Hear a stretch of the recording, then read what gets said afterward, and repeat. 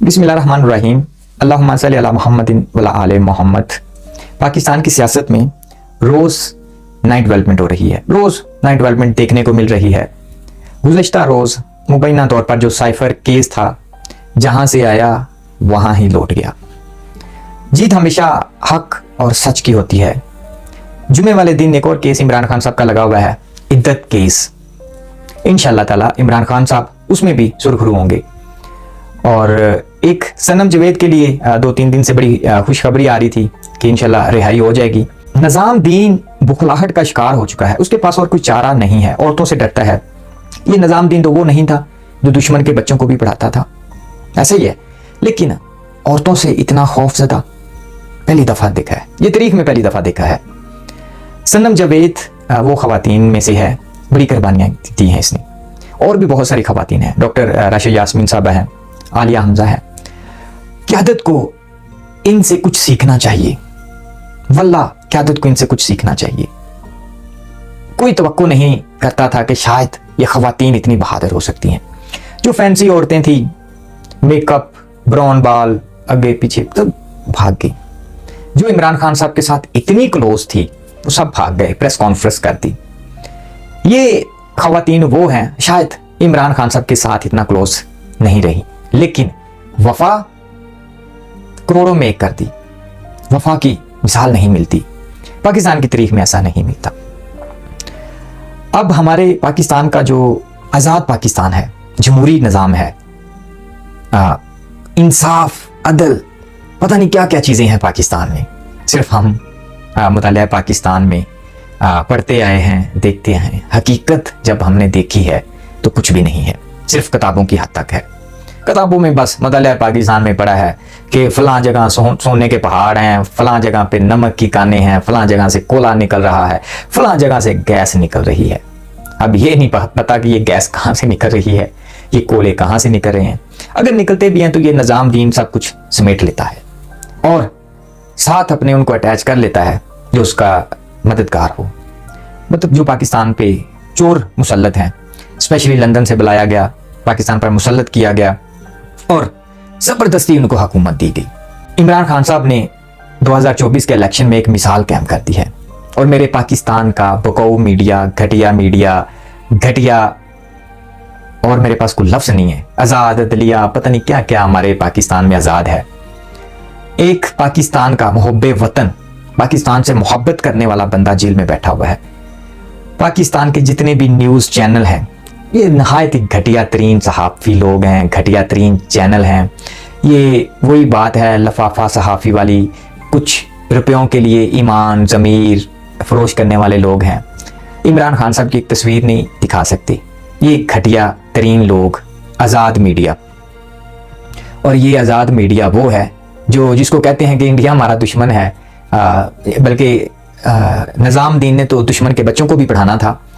तो वो दुश्मन को तकरीबन 2-3-4 दिन लगातार लाइव कवरेज मिलती रही। पूरे पाकिस्तान में पता चला कि फलां हो गया जी, मोदी सरकार ने ये कर दिया, इतनी सीटें आ गई। ये है मेरे पाकिस्तान का आज़ाद मीडिया, ये है मेरे पाकिस्तान का जमहूरी निज़ाम। और इमरान खान साहब जो है हक पर खड़ा हुआ है, हक के साथ है, उसे कोई टेंशन नहीं है, कोई डर, कोई खौफ, कुछ नहीं है। अल्लाह पे तवक्कल रखता है, ला इलाहा इल्लल्लाह मुहम्मद रसूलुल्लाह पढ़ता है, इय्याका नअबुदु व इय्याका नस्तईन पर यकीन रखता है। बातिल और हक, एक साइड पे हक है, एक साइड पे बातिल है। जो हक होता है वो हमेशा अकेला खड़ा रहता है, क्योंकि उसके पास सिर्फ सच्चाई है, ईमान है, गैरत है। जो बातिल है उसके पास रुपया भी है, झूठ भी है, झूठ बोलने वालों को रुपया भी देता है, ज़िना भी करता है, चोरी चिकारी भी करता है, लोगों का हक भी खाता है, वो बातिल है। बातिल के साथ हजारों लोग खड़े होंगे, हक के साथ कोई नहीं खड़ा होगा। उसकी वजह क्या है? क्योंकि हक के पास पैसे नहीं है, कुछ किसी को देने के लिए कुछ नहीं है।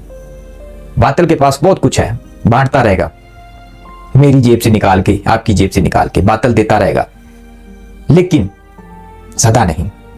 जीत हमेशा हक सच की होती है, बातिल को हमेशा मुंह की खानी पड़ती है, बातिल को हमेशा गटर के गंद में जाना पड़ता है। बहुत सारी मिसालें सुनी हुई हैं, हक और बातिल का यही एक फ़र्क है। तो मेरा ख्याल है कि पाकिस्तान की तारीख, पाकिस्तान के निज़ाम की तारीख में ये पहला शख्स एक ऐसा है जो जेल में बैठा हुआ है, इन सब पर भारी है। इनकी रातों की जो नींदें हैं वो उड़ा चुका है। इनके पास कोई और चारा नहीं है। हम समझते थे ये बड़े अच्छे लोग हैं, ये निज़ामुद्दीन बड़े अच्छे काम करते थे। जब इनकी हकीकत हमने देखी तो पता चला ये तो गटर नमा लोग हैं, गटर से भी बदतर लोग हैं। नफरत होगी इन लोगों से, वल्लाह।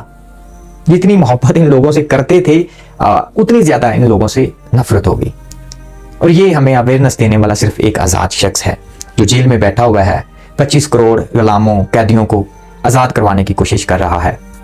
हमें उससे पता चला, उसने हमें 8-7 साल में सब कुछ वो बतला दिया जो हम सारी जिंदगी नहीं शायद सीख सकते थे।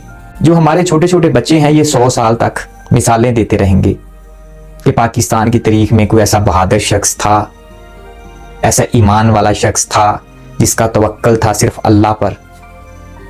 तो इस वजह से इमरान खान साहब खड़ा हुआ है। एक मिसाल भी आपको मैं बता दूं, सलाहुद्दीन अय्यूबी साहब से कहा गया कि हमारे जितने भी साथी हैं या हमारे दुश्मन हैं वो सब एक हो गए हैं, हम अकेले हैं, तो ये जंग रोक दो। सलाहुद्दीन अय्यूबी ने कहा ये तो बहुत अच्छा हुआ, अब हमको देखना नहीं पड़ेगा कि हमारे अंदर कौन गद्दार है, कौन दुश्मन है, कौन बेकार है, कौन मुनाफिक है। अब तो हम देख चुके हैं, तो अब जंग लड़ने का मजा आएगा। जंग नहीं रुकी और फतह हक की हुई और सलाहुद्दीन अय्यूबी जीत गया। तो हमें भी पता चल चुका है, ये 2 सालों में हमें इतना कुछ पता चल चुका है, शायद मैंने अपनी जिंदगी में कुछ नहीं सीखा इतना जितना मैंने 2 सालों में सीखा है। तो इसलिए दुआओं में याद रखिएगा।